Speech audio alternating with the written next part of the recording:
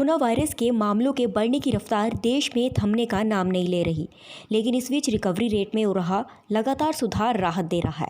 भारत सरकार के आंकड़ों के मुताबिक देश में एक दिन में कोरोना वायरस को मात देने वाला लोगों की संख्या का नया रिकॉर्ड बनाया है, जिसके चलते देश में कोरोना वायरस के बुलेट की तरह बढ़ते मामलों के बीच कोविड-19 वैक्सीन पर भी जोरों शोरों से काम चल रहा है।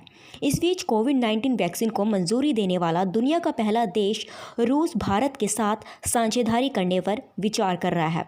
आपको बता दें कि भारत में इस वक्त 3 वैक्सीन ट्रायल की एडवांस स्टेज में है, जिसके चलते कोरोना वायरस को लेकर देश में कई शोध चल रहे हैं। अब रिपोर्ट के मुताबिक Indian council of medical research के नए शोध में कोरोना वायरस के टेस्ट को लेकर नई जानकारी सामने आई है। रिपोर्ट में बताया जा रहा है कि कोरोना वायरस का टेस्ट करने के लिए सैंपल के तौर पर गरारा किया हुआ पानी यानी गार्गल किया पानी भी इस्तेमाल किया जा सकता है। कोरोना वायरस टेस्ट के लिए अभी तक मरीज को अपना श्वास देना होता था, लेकिन अब India council of medical research का कहना है कि पानी का गरारा करने के बाद इस पानी का इस्तेमाल कोरोना वायरस के टेस्ट के लिए किया जा सकता है।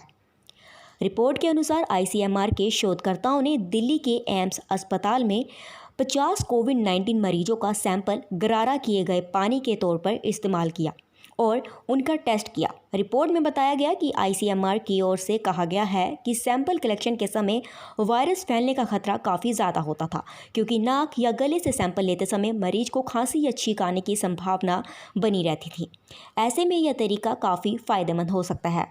आपको बता दें कि देश में कोरोना वायरस टेस्ट बढ़ाकर जल्द से जल्द इलाज की कोशिश तो चल रही है, साथ ही साथ देश में कोरोना वायरस वैक्सीन पर भी जोरों शोरों से काम चल रहा है। कोरोना वायरस की इस महामारी के बीच केंद्रीय स्वास्थ्य मंत्री डॉक्टर हर्षवर्धन ने देश में कोरोना के खिलाफ तैयार हो रही वैक्सीन को लेकर एक बड़ी खुशखबरी दी है। उन्होंने कहा कि कोरोना वैक्सीन इस महीने के अंत तक आ जाएगी। कोरोना वायरस के मामलों के बढ़ने की रफ्तार देश में थमने का नाम नहीं ले रही, लेकिन इस बीच रिकवरी रेट में हो रहा लगातार सुधार राहत दे रहा है।